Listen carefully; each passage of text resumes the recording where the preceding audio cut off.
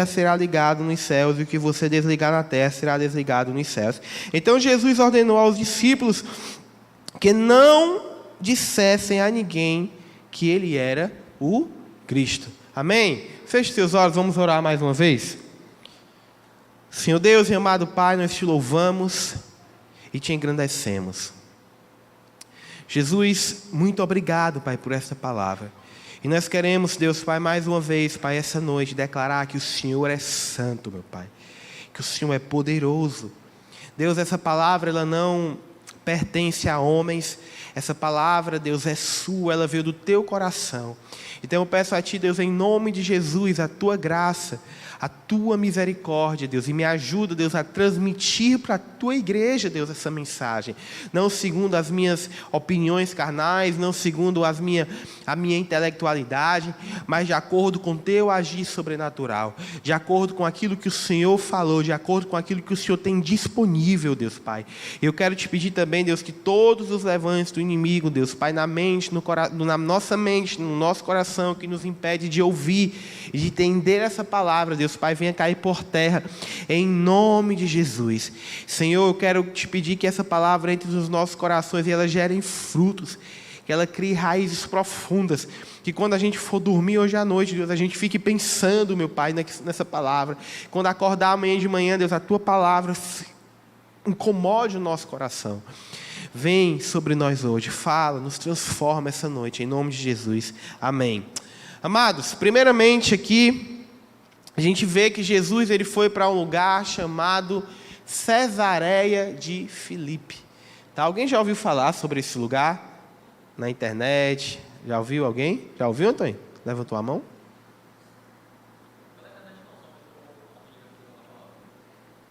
Eu quero passar para você um deverzinho de casa, tá? Você coloca assim, Cesareia de Filipe, o portal do inferno, tá? Tem uma mulher que eu acho que é, não sei, Isa ou Isabela em Israel, uma coisa assim, eu não sei, tá? Mas você pesquise quando chegar em casa, você coloca lá, Cesareia de Filipe, o portal do inferno. Irmãos, nesse lugar que Jesus vai com os discípulos, era um lugar que era feito vários rituais pagãos, a deuses falsos, rituais profanos, de sacrifício, alguns dizem que de sacrifício até de criança.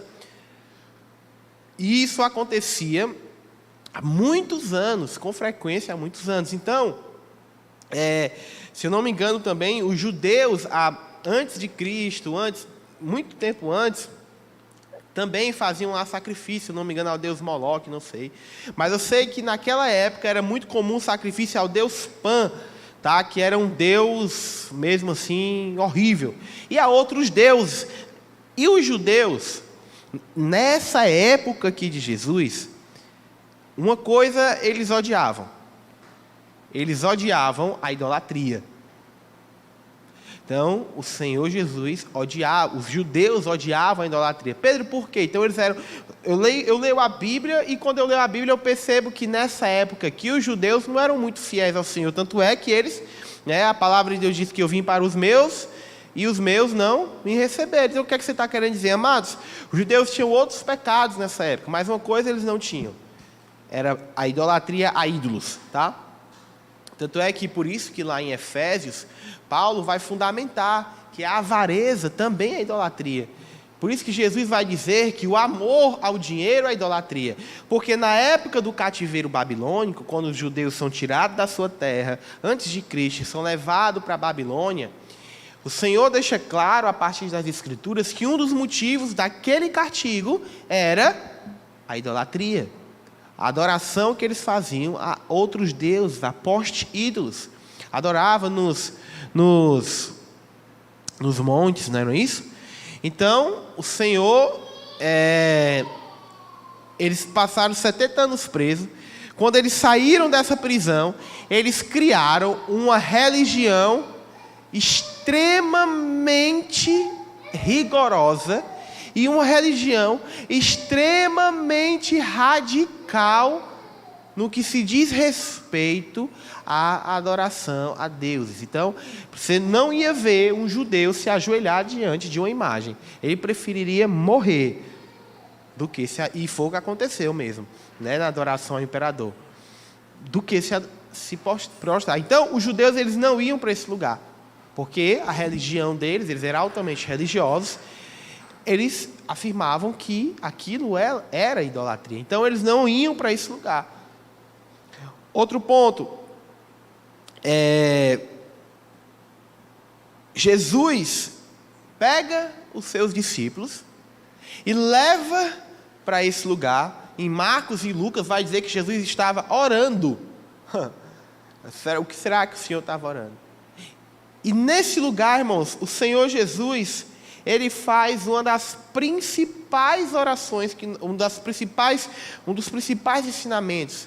Ele nos traz aqui como se ele estivesse fundando a igreja. Ele diz: Pedro, tu és Pedro, e sobre esta pedra eu edificarei a minha igreja.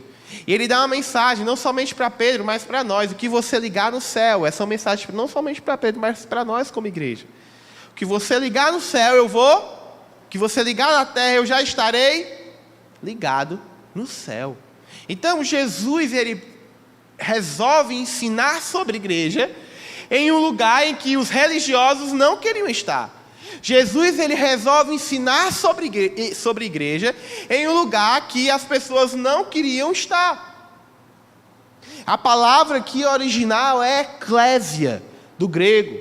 E quando ela é trazida para o original aqui em aramaico e hebraico, o que Jesus falou em aramaico, porque Jesus falava aramaico, que era uma mistura do hebraico, né, se eu não me engano, com o grego, não somente com o grego, mas com todas as línguas que dominaram Israel. Poderia se dizer algo, poderia ser, por exemplo, os judeus, para vocês entenderem, eu sei que Jesus aqui está se referindo à igreja, mas os judeus, quando leram a palavra eclésia, eles poderiam estar pensando, por exemplo, numa sinagoga. Para eles seria uma sinagoga, eles não conheciam a igreja como nós conhecemos hoje. Mas a tradução original é assembleia. Então, quando um judeu ouviu, tu és Kefas, sobre Petra, eu edificarei a minha eclésia. Quando um judeu ouve isso, ele está pensando, ele pode edificar uma sinagoga aqui? Porque a sinagoga para os judeus era exatamente uma igreja. O que nós entendemos, não era uma igreja, tá? Eu estou aqui simplificando. Mas culturalmente era o lugar onde eles se reuniam para ler a Bíblia, para estudar a Torá. Então, aquilo dali, o Senhor estava dizendo: olha, nesse lugar eu vou edificar algo que a religião de vocês quer estar distante.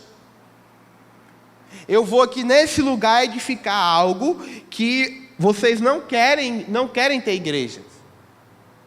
Sabe, amados, isso aqui é um ensinamento para nós sobre o que é essa igreja. Uma vez eu evangelizando uma pessoa e a pessoa disse para mim: eu vou primeiro ajeitar a minha vida. E depois eu vou para a igreja, depois eu viro crente. Primeiro eu vou ajeitar a minha vida. E eu disse para ela: olha, o lugar de gente boa é no céu. A igreja é canto de gente que não presta, para que seja restaurado. E o interessante, irmãos, é que eu vou primeiro ajeitar a minha vida, depois eu vou para a igreja. Não é assim que funciona. Porque o que seria a igreja perfeita? Imagine a igreja perfeita. Todo mundo aqui se ama, ninguém fica magoado com ninguém. Se a Larice me ofende, eu perdoo a Larice, ela me perdoa. O Antônio não tem nenhuma mágoa de ninguém, ninguém tem mágoa de ninguém. Todo mundo dá o dízimo certinho. A gente já teria construído a igreja todinha, estava montando congregação, fazendo obra social. Se o pastor traz um ensinamento, todo mundo diz: uau, o pastor está me ensinando, isso é certo, eu não vou ignorar e nem vou dizer que é para o meu irmão, né? Porque quando o pastor traz isso, não é para mim, não é para o fulano. Ah, se o fulano estivesse na igreja para ouvir isso que o pastor está falando, né? Não, isso aqui é para mim, eu vou mudar, eu vou ouvir. A igreja pregaria somente a Bíblia, não teria heresias, não teria divisões, não pregariam doutrinas contrárias à Bíblia, todo mundo teria uma vida de oração, todo mundo seria esplêndido na palavra de Deus. Essa é a igreja perfeita. Só, irmãos, que Jesus ele não chega nesse lugar e diz: uau, encontrei esse povo aqui. Não, ele vai num canto ruim. Porque isso é ser igreja. Ser igreja, irmãos, é quando nós chegamos num canto que ninguém presta. Gente ruim, mentiroso, ladrão, adúltero. E essas pessoas são o quê? Transformadas pela palavra de Deus. Isso é ser igreja. Esse é o propósito do Evangelho. E nos lugares esquecidos, e nos lugares negros da terra, e manifestar essa palavra. Não tenho nada contra, eu sei que cada um tem seu propósito. Mas eu fico observando. Estou no Brasil, Deus me direcionou para as nações, eu só fico vendo, né? Não gosto nem de falar, vai que um dia Deus mandou eu ir, né? Eu tenho que ir, aí eu vou morder a língua, né? Deus me chamou para as nações. Para onde é que você foi chamado? Chamado para Orlando. Vou ser pastor, vou abrir uma igreja em Orlando para brasileiros. Para onde é que vou abrir uma igreja em Alphaville? Irmão, que tem de igreja abrindo igreja em Alphaville? Por quê, irmão? Porque tem dinheiro lá. Ah, Pedro, não é para evangelizar esse povo? Não é isso que eu estou dizendo, não, irmão. Você tem que evangelizar o rico e o pobre. Só que a gente vê tanta motivação para isso, mas a gente vá no sertão. Vá no sertão, se você vai ver as mesmas placas lá. Pegue seu carro, entre aqui. Pega ali, vá para o sertão central, que é a parte difícil. Ali, eu vou andar por onde eu já andei: Racatunda, Tamboril, Santa Quitéria, Nova Russas. A igreja que você vai achar lá é uma Assembleia de Deus. Por quê, amados? Porque muitas vezes nós não entendemos isso daqui. Porque nós não cremos nisso daqui. Nós cremos, eu estou dando, né? Não vocês, os outros, todo mundo aqui crê, amém. Esses dias Deus colocou no coração do nosso pastor Carlício o desejo de começar algo em um local esquecido aqui. E nesse lugar tem um certo trabalho social. E a pessoa que vai, os próximos capítulos, os irmãos vão saber onde é esse lugar.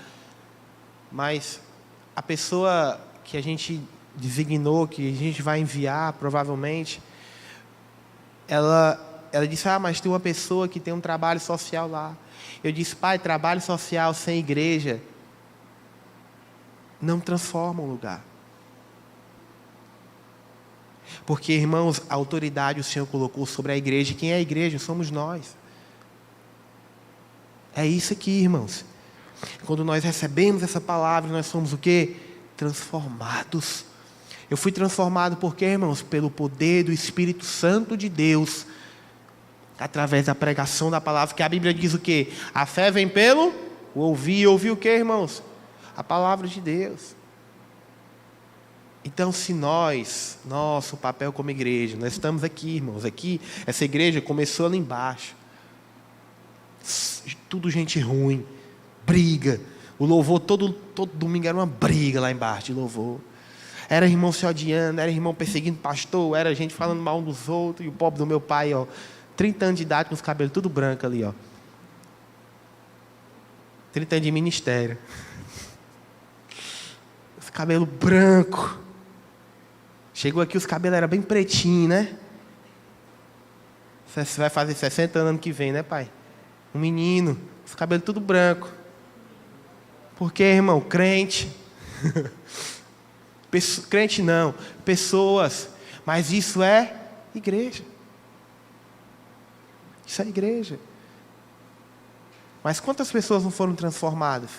Conheci minha esposa aonde? Aqui na igreja. Dudu trouxe a esposa dele para a igreja. Daniel conheceu a esposa dele na igreja. Quantos de nós não fomos transformados por isso aqui? Onde foi que te casamos? Na igreja. O Eugênio vai conhecer a mulher dele? Na igreja. Amém, Eugênio? O Assis também. O Antônio também. O Antônio sorriu, piscou o olho. Não quer perder a bênção não, né, Antônio? Aonde, irmãos? Na igreja. Miguelzinho também. Né, Miguel? Por quê, irmãos? Porque isso é o que a igreja faz conosco. Pega uma família destruída, cura ela, e a gente dá seguimento agora de forma sarada. Por isso que nós somos o quê? O sal da terra. Nós somos o quê, irmãos? A luz do mundo. Agora, se a gente como igreja se comportar da mesma forma que as pessoas se comportam lá fora, se nós administrarmos o nosso casamento da mesma forma que nós administramos o casamento lá fora, se nós namorarmos da mesma forma que o povo namora lá fora, o que sentido nós estaremos sendo igreja? Como nós estaremos sendo igreja? Se nós criarmos os nossos filhos da mesma forma que criam lá fora, como nós estaremos sendo igreja?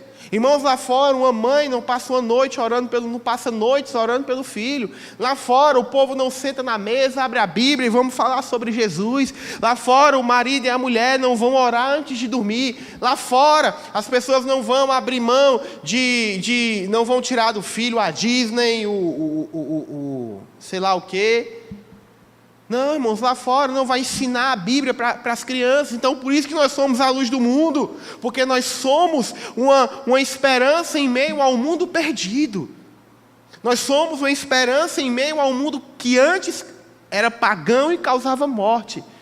E hoje traz vida. Então, essa igreja passou centenas, se duvidar até milhares de pessoas. Se for colocar os 24 anos de história dessa igreja.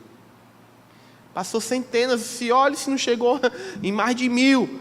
Muitas estão aqui, outras não estão, mas todas elas ouviram a palavra de Deus e se saíram gostando ou desgostando da igreja, elas foram transformadas pela palavra de Deus. Por quê, irmãos? Porque isso é o pastor Carlos que é bom, não, irmãos, é a palavra de Deus que é poderosa. Isso é ser igreja. Agora Deus usa seus pastores, usa seus profetas para isso, tá? Então, o texto ele não para por aqui. Porque o Senhor Jesus, ele vai fazer o quê? Ele vai chegar para os discípulos, ele chega para os discípulos, ele faz esse confronto. Nesse lugar ele afirma isso, mas ele vai chegar para os discípulos e vai dizer: quem vocês dizem que eu sou? O que as pessoas dizem que eu sou? Jesus, ele chegou, ele é o Messias enviado, e para nós sermos salvos, nós precisamos crer que Jesus Cristo é o Messias, é o Filho de Deus, que tira o pecado do mundo. Crer que Cristo é o Messias, não é só, você acredita que Jesus é Deus? Acredito. Não, irmãos, não é só crer que Jesus é Deus. É crer que aquilo que Cristo condena, nós também condenamos. É concordar com o testemunho de Cristo. Jesus Cristo veio para o mundo e condenou o adultério, condenou a imoralidade, condenou a desonestidade, condenou a violência, condenou o amor ao dinheiro. Então, quando nós dissemos, você que crê que Cristo é o Filho de Deus, você diz, eu creio. Então, você está concordando com o testemunho de Cristo. E quando você concorda com o testemunho de Cristo, Ele leva sobre Ele o teu castigo, porque todos nós, se não fosse Cristo, iríamos pagar pelos nossos pecados.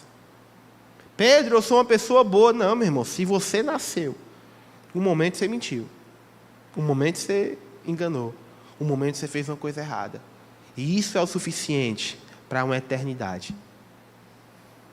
Mas o que é que Cristo fez? Ele disse, não, eu quero sofrer o castigo dele. E Jesus sai na cruz. E ele não leva somente o peso do corpo, nem o peso das chicotadas, mas a dor do nosso castigo. Aquilo que era para eu sofrer, ele sofre. Para que um dia, quando eu chegar diante de Deus e dizer, Senhor, eu creio em Cristo, Ele vai dizer, o castigo que te traz a paz, o céu, estava sobre mim. Benditos, né? Filhinhos de meu Pai. Isso é crer em Cristo. Então o Senhor, Ele vai trazer esse questionamento. Ele diz, quem vocês dizem que eu sou? E Paulo ainda não havia escrito Romanos 9, onde diz, aquele que com a sua boca confessar e com o seu coração crer que Jesus é o Senhor, será salvo. Então Pedro diz, olha, o Senhor é o Cristo, o Filho do Deus vivo. Você tem noção do que o poder dessa confissão de Pedro? Todo mundo estava apreensivo. Será que ele é só mais um profeta? Será que ele é só mais um revolucionário que vai tirar de nós o domínio desses povos? Porque Israel estava sob o domínio de povos, de pessoas. Será que ele é só mais um lunático? Então estava aquele clima apreensivo, tanto é que os discípulos diziam: rapaz, umas pessoas dizem que você é Jeremias, que foi um grande profeta. Alguns dizem que você é Elias. Mas Pedro, contra tudo, contra todos, diz: você é o Cristo, o Filho do Deus vivo. Isso é muito forte, amados. Sabe, porque muitas vezes nós estamos em confusões na nossa mente. Será que esse é o caminho certo? Será que é esse caminho que eu devo seguir? Será que esse povo está certo no que eles estão pregando? Mas o Evangelho é uma tomada de decisão. Isso é muito forte. O Espírito Santo, ele te convence, sabe? Ele te deixa claro, mas você tem que tomar uma decisão. E Pedro, ele toma essa decisão e ele diz, de afirmar, ele diz: olha, vocês podem achar o que for, não estou nem aí, pode cortar minha cabeça. Mas você é o Cristo. E Pedro, ele afirma isso, e o Senhor Jesus diz: bem-aventurado é você, Simão Bar-Jonas, porque não foi carne nem sangue que revelaram isso a você, mas o meu Pai que está nos céus. Irmãos, não tem como nós crermos no Evangelho se isso não for uma revelação da parte do Senhor. Então, se um dia você entendeu o Evangelho, é porque o Senhor te revelou. Se um dia você entendeu que Cristo é o Messias, é porque o Senhor te revelou. Se hoje você entende que Jesus é o Salvador da sua vida, é porque Cristo, o Espírito Santo, te revelou. E o Senhor te pergunta: o que você vai fazer a partir disso? Em meio a esse momento, Pedro tomou uma decisão. Ele é o Cristo. E antes, isso que veio sobre Pedro, veio sobre todos os apóstolos. Porque o Senhor, a gente vai ver mais na frente, em Efésios capítulo 2, versículo 20, vai dizer: a igreja está estabelecida sobre os ensinamentos e fundamentos dos apóstolos. Então, a gente vai ver mais na frente, Pedro, ele é o primeiro dos iguais. Mas por quê, irmãos? Porque ele viu antes dos outros. E aí o Senhor vai dizer: e eu também lhe digo que você é Pedro, e sobre esta pedra edificarei a minha igreja, e as portas do inferno não prevalecerão contra ela, e lhe darei a chave do reino dos céus. Sabe, amados, isso aqui é muito importante. Durante muitos anos, digamos que em torno de quase 1000 anos, a teologia da igreja, o ensinamento, a doutrina da igreja, ela foi escrava de um ensinamento em que desviou de Cristo. No início da igreja, algumas denominações, vocês terem uma ideia, os apóstolos, eles edificaram as igrejas, só que os apóstolos morreram. E os seus discípulos, Timóteo, que tem na Bíblia, vem Policarpo, vem Irineu, eles deram continuidade às igrejas. E aí tinha a igreja de Antioquia, tinha a igreja de Éfeso, tinha a igreja de Corinto, tinha a igreja de Alexandria, de Cartago. E as igrejas, o evangelho foi sendo propagado, e igrejas foram surgindo. Igreja em Roma. Só que, em um determinado momento da história, o imperador de Roma, não sei se de forma legítima, que Deus o julgue, Roma dominava todas as cidades em que a igreja estava estabelecida. Então esse imperador, ele se converte. Ele tem um sonho, um homem chamado Constantino, ele tem um sonho, que pela cruz de Cristo ele venceria os inimigos, e aí ele se converte, consegue vencer, e aí Constantino diz, a partir de hoje não é mais proibido ser crente. Nós não vamos mais perseguir os cristãos. Então, Constantino, Roma, que antes perseguia a igreja, ela começa a apoiar a igreja. Então, uma igreja que começa, nessa época já existia algumas igrejas que tinham influência sobre outras, tá? Alexandria tinha influência, Antioquia tinha influência, porque eram as primeiras igrejas, as igrejas fortes, e Roma também começa a ganhar esse poder sobre outras igrejas, essa influência sobre outras igrejas, porque era a capital do império. Era o lugar onde estava o centro de tudo. Então, ela era mais rica, ela era maior, ela tinha mais pessoas. Então, ela tinha essa influência sobre essas outras denominações. Só que o imperador de Roma, Constantino, ele resolve, Roma estava em conflito, tinha muitas crises políticas. Ele disse, não, eu vou fazer o seguinte, eu vou criar uma nova cidade. E ele funda uma cidade lá na Turquia, a antiga, esqueci como é o nome da cidade hoje lá. Mas ele funda uma nova cidade, que é a cidade de Constantinopla, num lugar politicamente estratégico. E ele pega a igreja ali, que é a mais influente, que era a igreja de Antioquia, constrói uma catedral linda, catedral de Santa alguma coisa lá, Santa Sofia, que hoje é um lugar de domínio muçulmano. E ele, a mesma coisa que ele fez em Roma, a autoridade que ele deu para a igreja em Roma, a autoridade e influência, porque ele dizia assim, Constantino, o cristianismo é o que liga, é a força que liga o império, porque todos podiam se odiar, mas tinha uma coisa que todo mundo era, cristão. Então, se estava todo mundo de confusão, o que o padre dissesse, o que o bispo dissesse, eles iam concordar. Então, eles começaram a investir na igreja. O que antes era perseguido, agora se torna estatal, se torna algo realmente que o imperador tinha um certo controle. Então, quando ele muda a capital do império para Constantinopla, a mesma influência que ele tinha dado ao bispo de Roma, a autoridade, ele começa a fazer com o bispo da igreja de Antioquia. Ele começa a fazer com o bispo da igreja de Constantinopla. Então, o bispo de Roma começa a ficar, vixe, deu ruim para mim, estou perdendo minha autoridade, estou perdendo a minha autonomia. Então, um cara chamado, por volta do ano 330, um cara chamado Damásio, eu acho que é esse o nome dele, deixa eu ver, isso, Damaso, acho que é esse o nome dele, ele diz o seguinte, olha, a igreja de Roma, ela tem primazia sobre as outras igrejas. Porque nós fomos fundados por Pedro.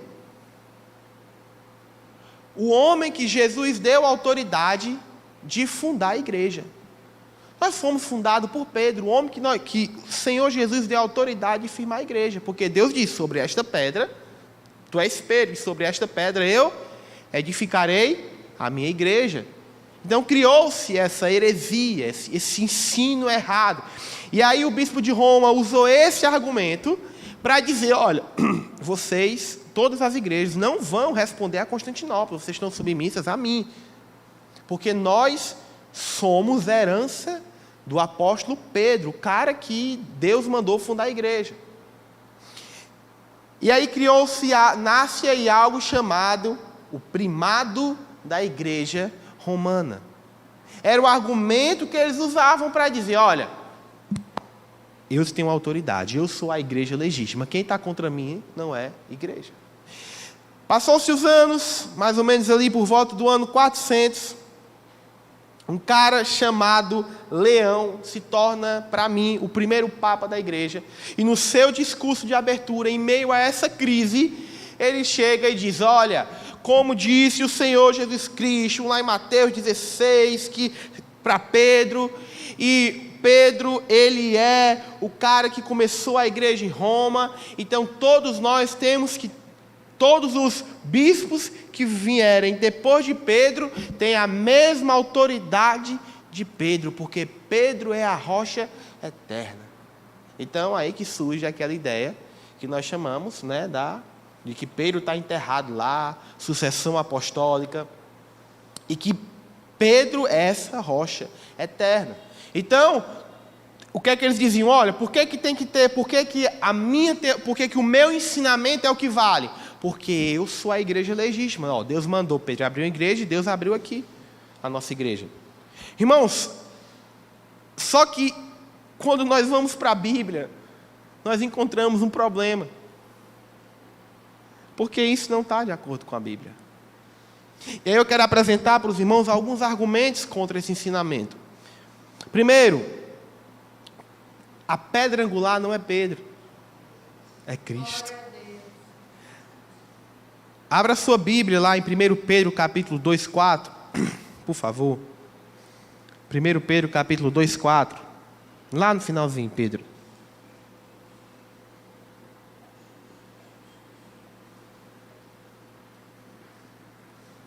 Isso aqui é só um dos vários versículos que fundamentam esse argumento.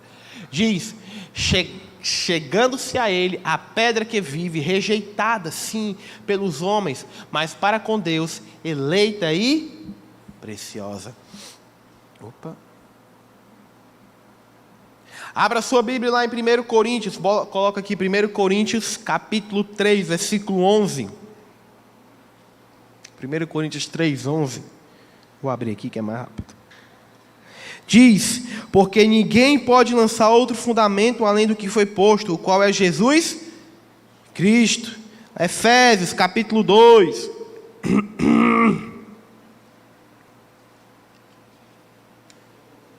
Efésios capítulo 2, versículo 15, diz: edificado sobre o fundamento dos apóstolos e profetas, sendo ele mesmo, Cristo Jesus, a pedra angular.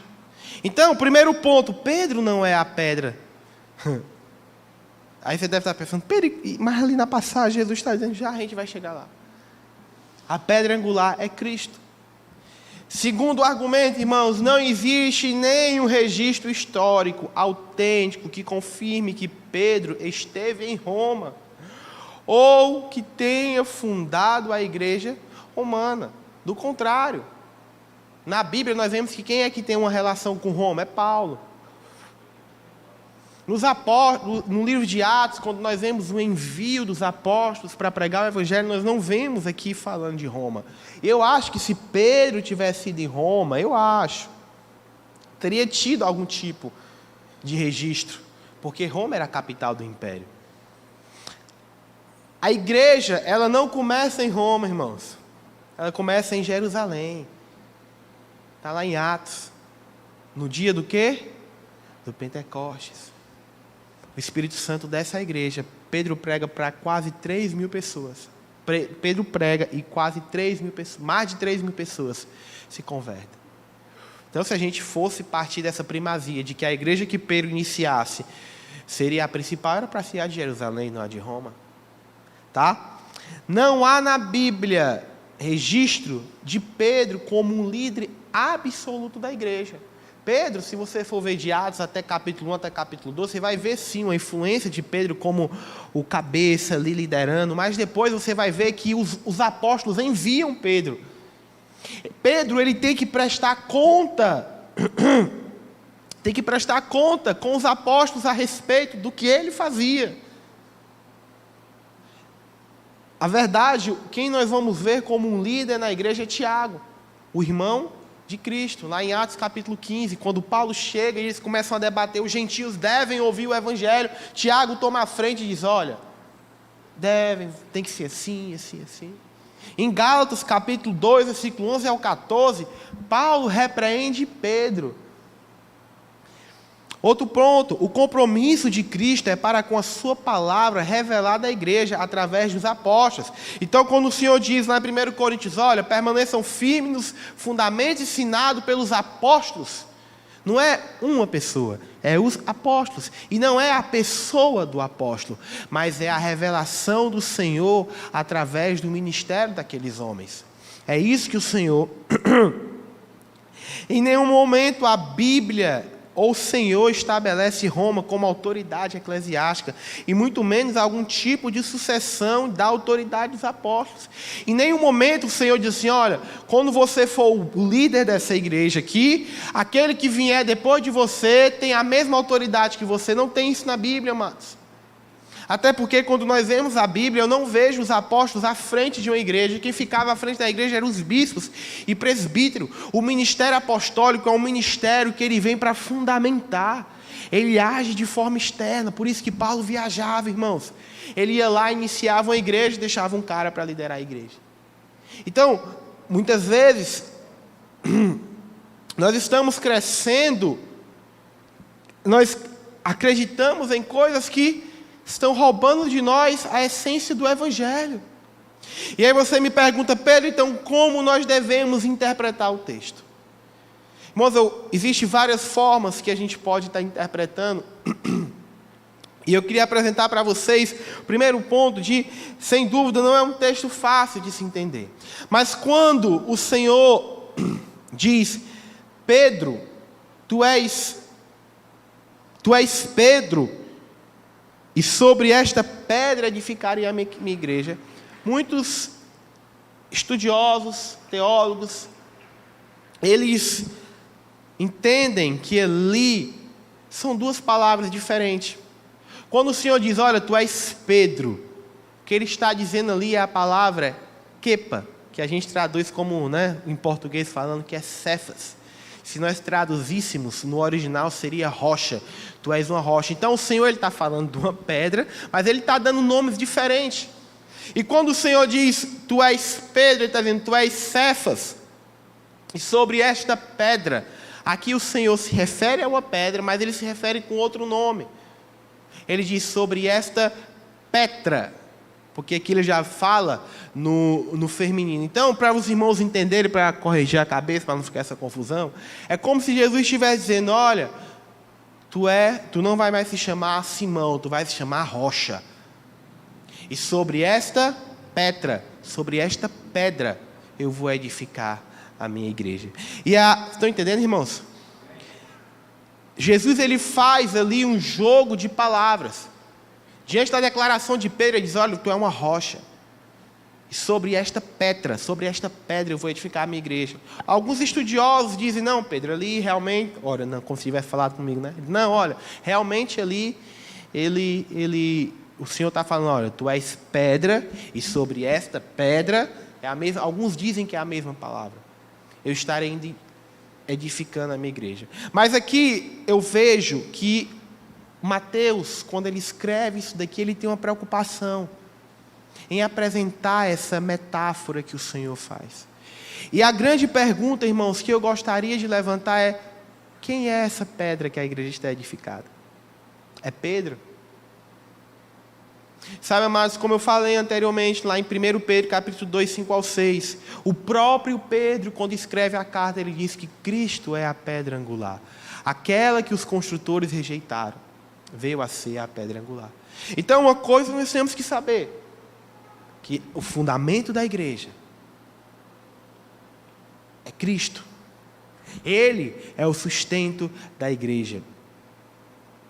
1 Coríntios, capítulo 3, versículo 11, nós também lemos isso.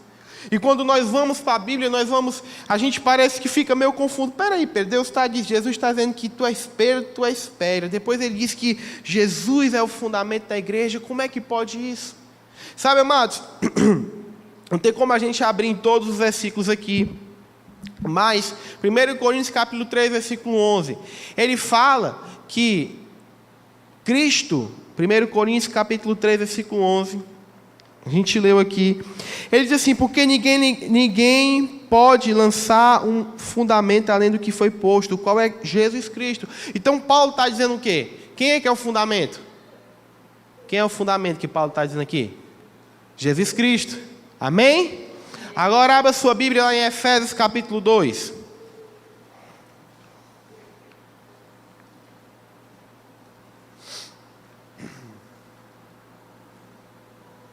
Aqui em Efésios capítulo 2, versículo 20, ele diz assim, edificado sobre o fundamento dos apóstolos e profetas, sendo ele mesmo Cristo a pedra angular. Então, quem é que aqui em Efésios, quem é que ele está dizendo que é o fundamento?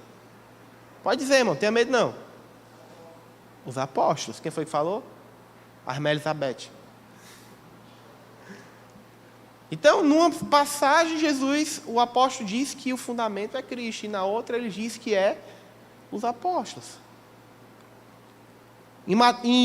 Abra lá em Atos, capítulo 1, versículo... Apocalipse, o último livro da Bíblia. Capítulo 1, versículo 18.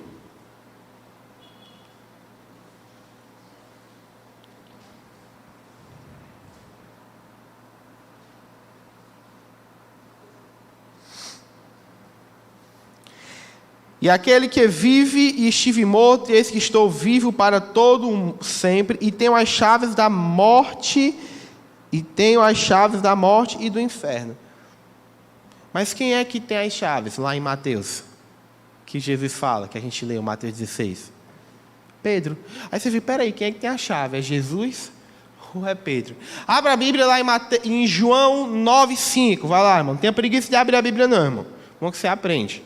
João 9,5. Estou dizendo que você não sabe não, mas você melhora. 9,5. João 9,5 diz assim: enquanto eu estou no mundo, eu sou a luz do mundo. Aí você abre lá em Mateus, só volta. Mateus 5,14.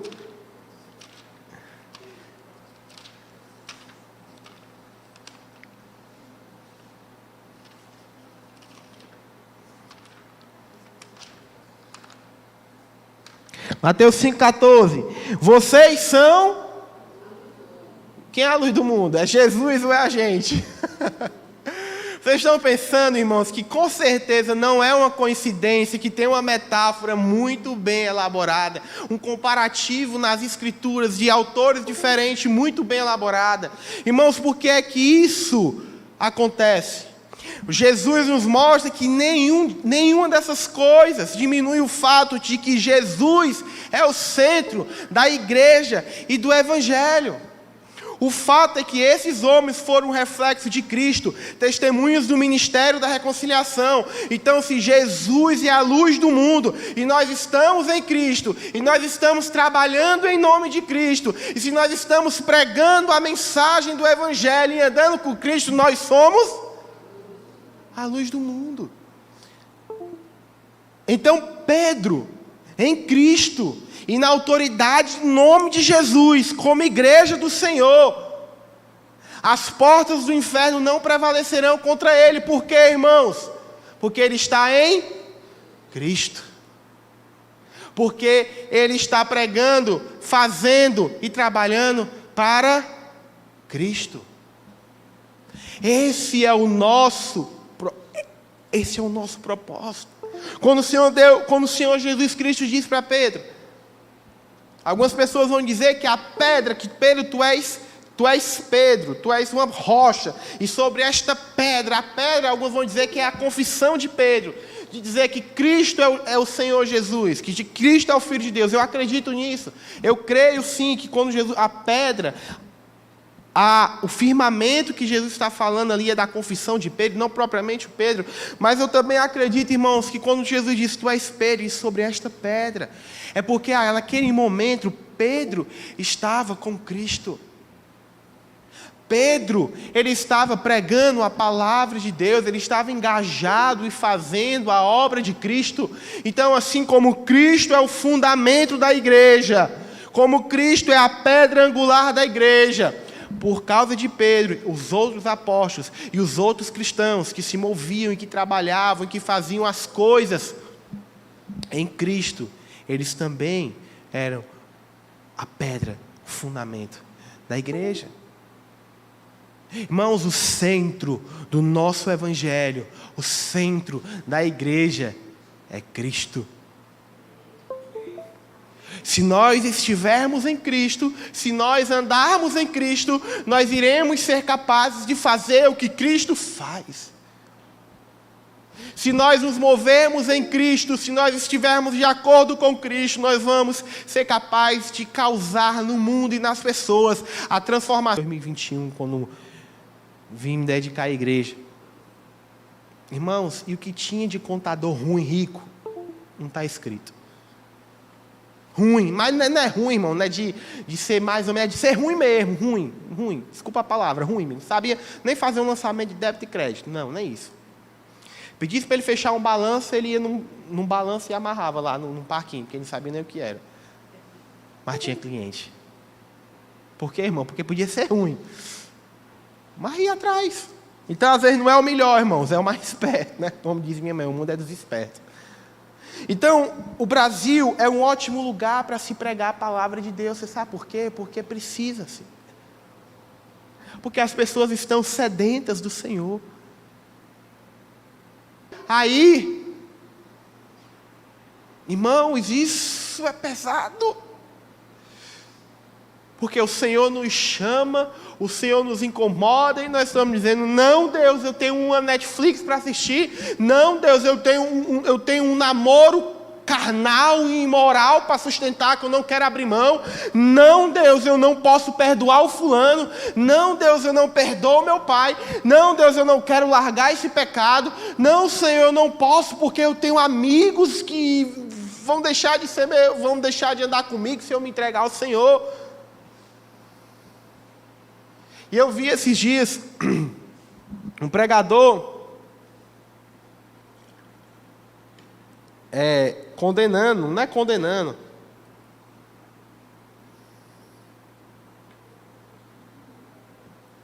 mas advertindo, um pregador muito conhecido, porque no Brasil é assim, irmãos, tudo vira polêmica, né? Mas ele ia divertir naquela música que a gente canta, é Ele, por Ele que eu estou gastando a minha vida. Ele disse que chegou para a mulher dele, assim, olha, fulana, para de cantar essa música aqui em casa, mande os meninos parar de cantar essa música, porque é muito forte.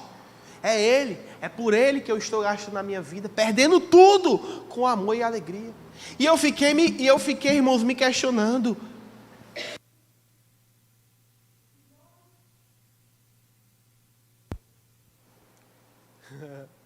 E eu fiquei me questionando se nós como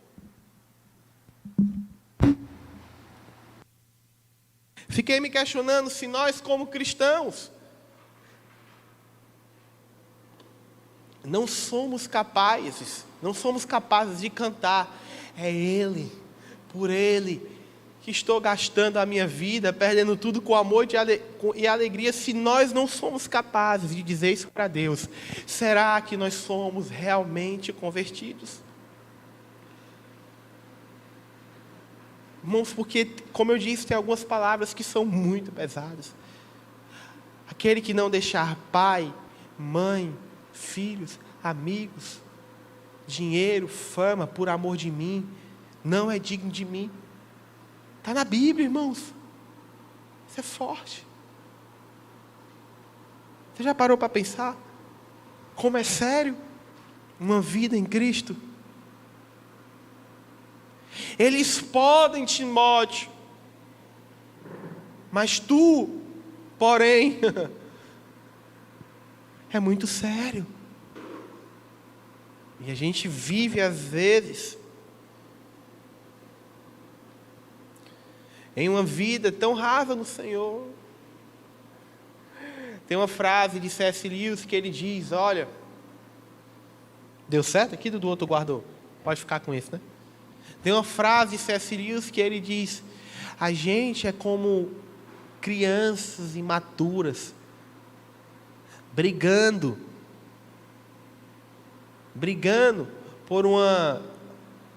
por brinquedos, brigando por coisas que não têm valor, que tem coisas melhores nos esperando. Sabe, irmãos, imagina uma criança, ela ganha um PS5, um de 3 anos ganha um PS5. Todo mundo aqui sabe o que é, né? Um videogame altamente tecnológico. O sonho de toda criança, depois dos 25 anos. Aí ela ganha, os homens testando graça, né? Os inocentes. Aí ela ganhou um PS5. Só que ela tem 3 anos. Ela tem 3 anos. E o que é que o pai dá para ela? O pai dá para ela, sei lá, um carrinho. E aí ela fica, eu não quero esse carro não, eu quero mais tecnológico, eu quero mais um não sei o quê, eu não gostei desse carro. Aí o pai, então está bom, pois eu vou dar para você aqui, esse carro aqui, na minha época, não sei se ainda existe isso, mas acho que tem uma criança da Hot Wheels, né? Aqui um carro da Hot Wheels para você. Aí a criança fica morta de feliz com aquele carro. Uau, que carro maravilhoso, um carro da Hot Wheels. Eu brinco, dizia para minha mãe, os carrinhos de ferro. Os carros da Hot Wheels, quando eu era criança, pegava aquela lata de leite, pegava os carros que quebrava e colava o fundo do pneu dos carros debaixo da lata, né? E brincava. Não sei se a minha mãe lembra que eu fazia isso. Eu dizia que era a minha Kombi, né? A lata de leite. Eu ficava brincando, achava bom. Aí tinha o carro da Hot Wheels. Tinha lá o meu carro bonito. Aí o menino faz 10, 20 anos e diz, não, para que você possa conseguir o seu PS5, você tem que abrir mão desse carro da Hot Wheels. Não, meu carro é muito precioso, ele me deixa muito feliz. Assim somos nós. A gente está aqui brigando, irmão, por um carro, por uma casa. A gente está brigando por perdendo Cristo, abrindo mão da nossa herança por causa de um macho ou de uma mulher. Abrindo mão por causa de um amigo que não se importa contigo, que no dia que tu adoecer, todos vão embora. Sendo que o que o Senhor tem preparado para nós é o céu, é o seu reino eterno. Paz, amor, alegria. E a gente está dizendo, não quero esse Jesus, porque eu tenho que abrir mão disso. E a gente fica brigando com coisa pequena. Por isso que eu digo, se nós como cristãos não fomos capazes de chegar para o Senhor e cantar, é por Ele que eu estou perdendo tudo, com amor e alegria. Irmãos, nós vamos finalizar agora, mas eu quero te dizer uma coisa. Se você puder pedir para que Deus contemple os teus olhos, faça essa oração, Senhor, abre os meus olhos para a eternidade.